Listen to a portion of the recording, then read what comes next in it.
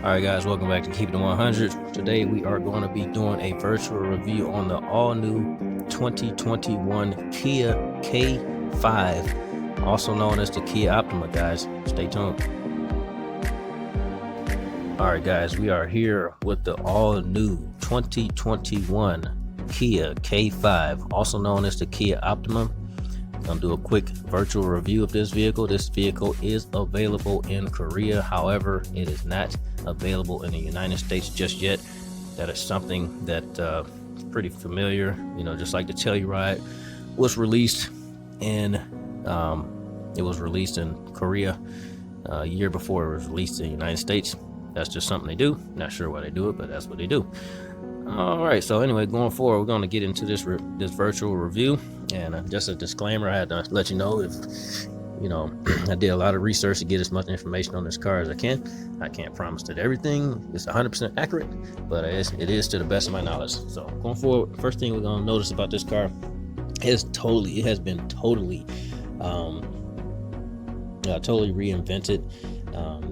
You know, first and foremost, man, I think without even getting into the review, man, I think Kia has totally nailed it on this one in a lot of ways. This car looks awesome. And I think this is an awesome new car that they have created. So all that being said, let's get into the review. First and foremost, guys, this car is in the snow white pearl paint job, which is my personal favorite. Awesome car. You guys can't see it, but there actually are turn signals in the lower air intake.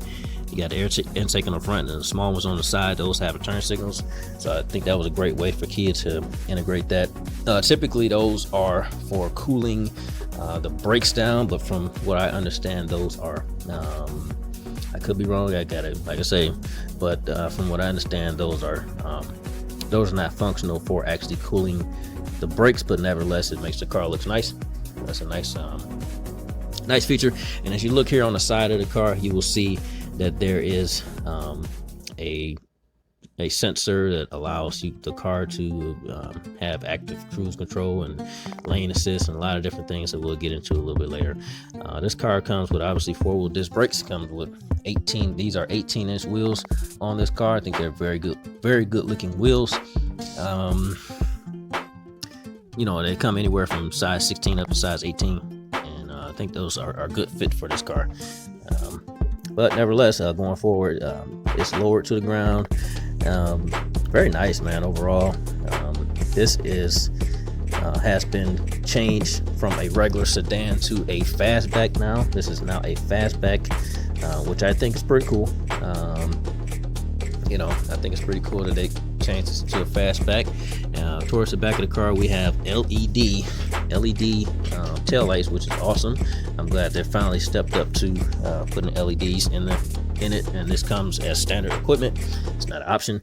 The back here is also very good styling. You have a lot of different sensors for your parking and different things like that. And this car is actually pretty cool because it self parks.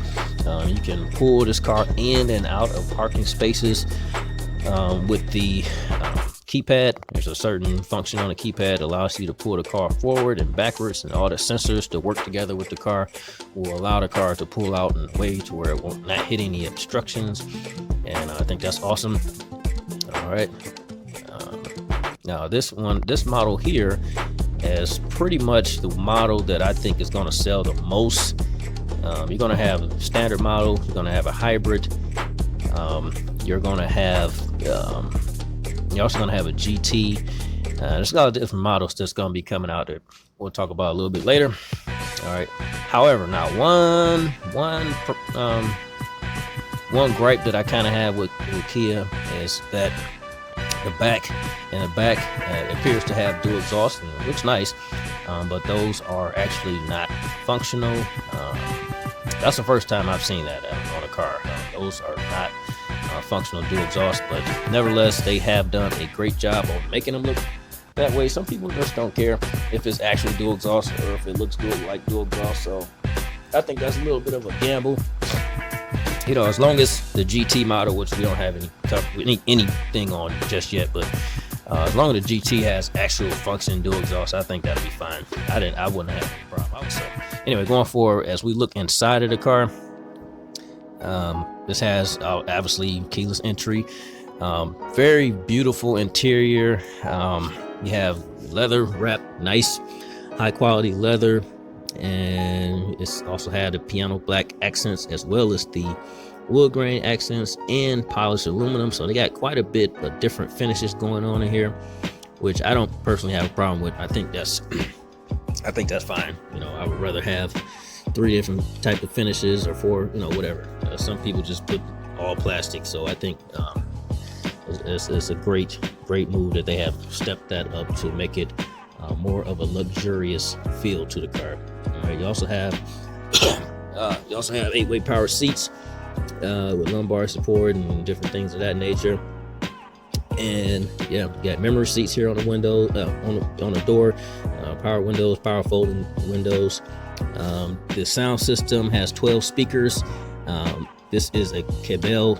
I don't know if I'm pronouncing that correctly, but it's a 12 speaker sound. I think they really nailed it on this one. You know, it's I'm a tech head. I like high tech things, so you know, kudos to them. And there's a lot of different things that goes on with this. Goes on with this dashboard. Is pretty awesome.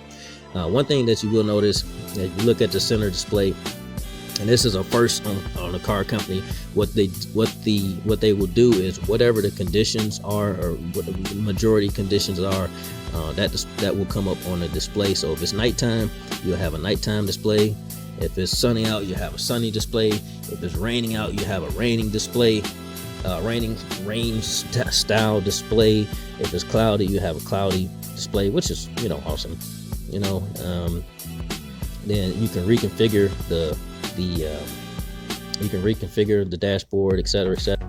Looking a little closer at the infotainment center here, you know, a little bit of lag,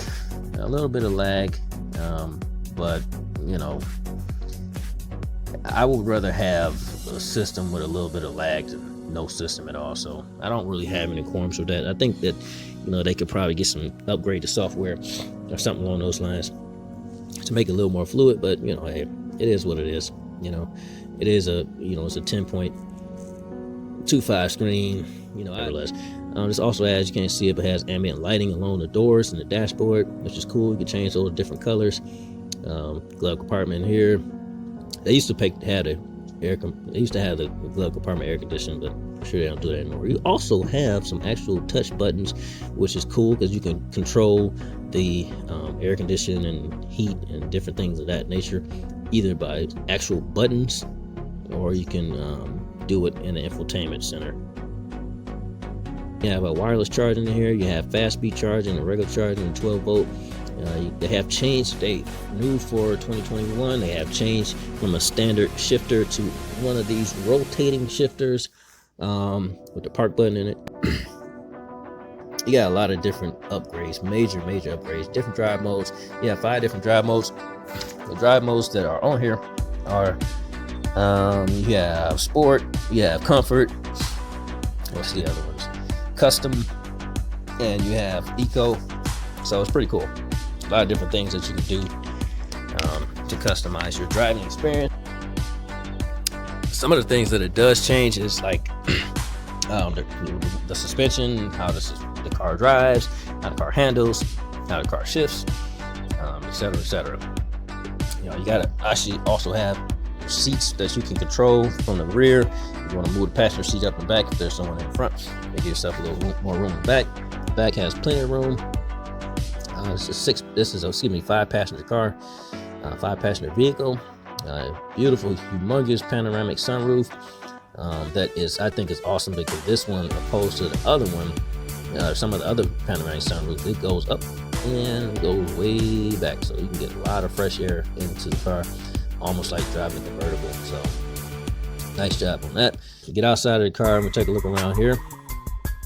You will notice that not only is this car completely redesigned, but it's also completely like back to, in my opinion, because Kia was the vehicle that really started to success. Kia Optima was the vehicle that really catapulted the success of the brand. So I'm glad to see they're taking it to the next level and then ramping it up and not ramping it down, and kind of not making it conservative, making it even more exciting and interesting, and something that someone will want to buy. All right, so these seats are cool. These are actually the same seats that are in my car. They just have been upgraded, and they're very comfortable seats. I like how they're built because it allows the passenger to have extra room in the back. It's created an arch that allows the rear passenger to have a little more room. You got the sunscreen here, which is pretty cool. You know, if you got kids, you can keep the sun off of them or whatever, you know, different things like that. And you also have power windows, and you also have heated seats in the back, which is pretty cool. All right, so anyway, going forward, you got the vents back there for, you know, to keep you comfortable and all those great different things. All right, so the front, like I said, it's just, you got your nice size cup holders. I like the cup holders. They are nice and deep, so you don't have to worry about anything spilling out there. And overall, man, it's just a beautiful car, man. It's a beautiful car. This is just like a pre-review, if you will. You got the center console here. We can also have more cups and different things. And you also have a pass-through for larger items. All right, and everything else is just pretty much sweet, man. You guys can see it for yourself. It's an awesome car. I think I would highly recommend it. A few of the things that we didn't go over, this car has a few different engines that is offered in it. This car, this tester has the most common, which is a 1.6 turbo. Okay, 1.6 turbo, 8 paired to an 8-speed transmission. It has 180 horsepower, and it has 195 foot-pounds of torque. So this car will really get up and go.